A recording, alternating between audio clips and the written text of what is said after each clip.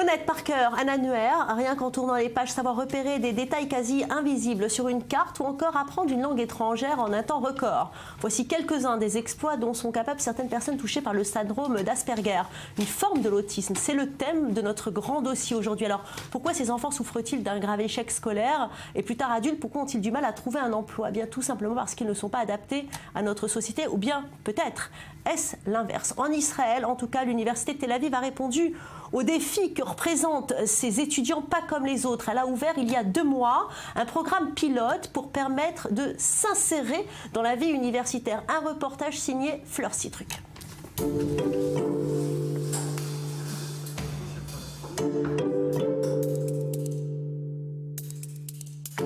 Ce matin, Oren s'est levé tôt car il a cours à l'université de Tel Aviv. C'est toujours un peu la course avant d'aller à la fac. J'aime beaucoup ce programme car j'ai la possibilité de me débrouiller tout seul, sans mes parents. Problème de sociabilisation, difficulté à communiquer, Oren n'a que 2 ans quand sa puéricultrice fait part de son inquiétude à ses parents. Plus tard, ils vont mettre un nom sur cette maladie, Asperger, un trouble du spectre autistique. On ne savait même pas si Oren pourrait aller à la fac, suivre des études. Mais avec les années, il a fait beaucoup de progrès et nous avons repris espoir. Et puis pour notre plus grande joie, il a pu participer à ce programme qui s'est ouvert. C'est bien plus que des études. Il est à la fois guidé et soutenu dans ses études et dans la vie en général.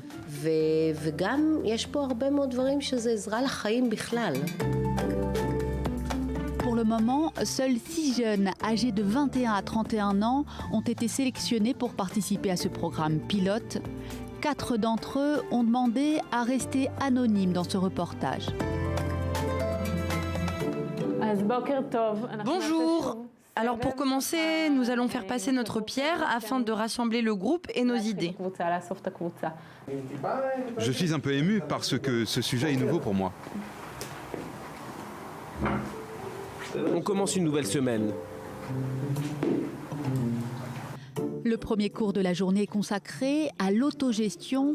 Les élèves apprennent comment organiser leur temps, gérer leur budget, préparer à manger ou encore faire des activités collectives. Ce qui leur manque, ce sont les stratégies d'organisation, de planification, de prise de décision ou encore les stratégies pour faire un choix. Les jeunes dans cette catégorie du spectre autistique ont énormément de connaissances, mais elles sont éparpillées et il faut les aider à intégrer tout ça. C'est justement le but de nos cours. Les jeunes avec Asperger n'ont pas de déficience intellectuelle, bien au contraire, ils sont parfois dotés de qualités hors normes, comme une mémoire exceptionnelle, un don pour les langues ou pour la musique. Ce programme est là pour leur permettre d'exploiter au mieux leur potentiel. Dans ce projet, ce que j'aime, c'est la possibilité d'expérimenter, de connaître l'université de plus près, comment elle fonctionne, où est-ce que je me place au milieu de tout ce bazar. Ce programme est un peu un cocon qui nous soutient et nous protège, et ça m'aide à entrer progressivement dans le monde des études. Le programme mélange cours pratiques et cours académiques comme anglais ou informatique. Ce qui m'a frappé dans le groupe, ce qui le rend spécial, c'est que les élèves sont extrêmement motivés. Sinon, je n'ai pas changé grand-chose dans ma façon d'enseigner. Peut-être qu'ils doivent être un peu plus remis sur les rails, mais ce sont des étudiants formidables et je leur souhaite beaucoup de succès. Les étudiants peuvent aussi assister aux cours magistraux de leur choix pour en savoir plus sur les matières qui les intéressent et leur permettre de s'orienter à la fin de l'année. J'ai choisi de participer à ce programme car j'ai compris que j'avais besoin d'être orienté dans ma vie pour apprendre à cuisiner tout seul, devenir indépendant, mais que j'avais aussi besoin d'être orienté et aidé dans mes études. Et en plus, je me suis fait des amis. Oren est passionné par l'Asie de l'Est et en particulier le Japon dont il a appris tout seul la langue. Comme beaucoup de jeunes de son âge, il ne sait pas quelles études il va suivre. Mais il a déjà fait ses premiers pas dans le monde universitaire. Et ça, c'est une belle victoire.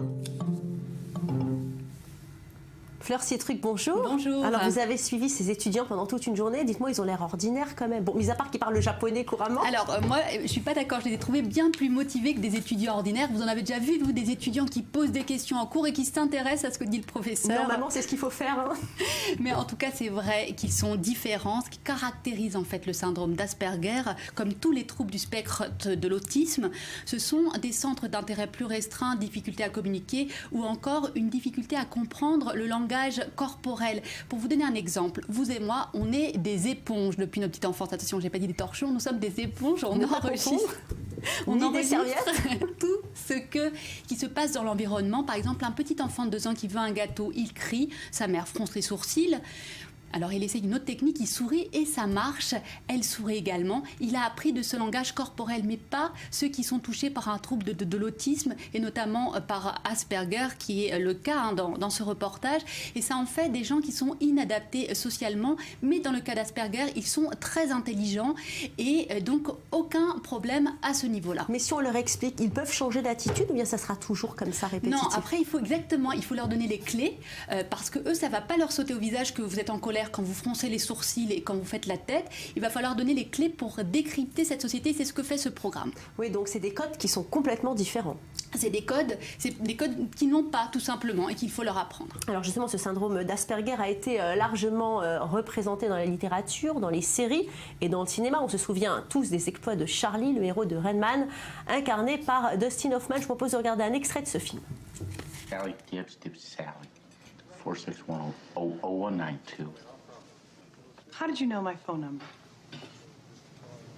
How'd you know that? You said read the telephone book last night. Dibs Sally, 461-0192. How'd you do that? How'd you do that? I don't know. You memorize the whole book? No. You start from the beginning? Yeah. How far'd you get? G. G? G, God's sake. William Marsh, God's sake. You memorized to G. Yeah, G.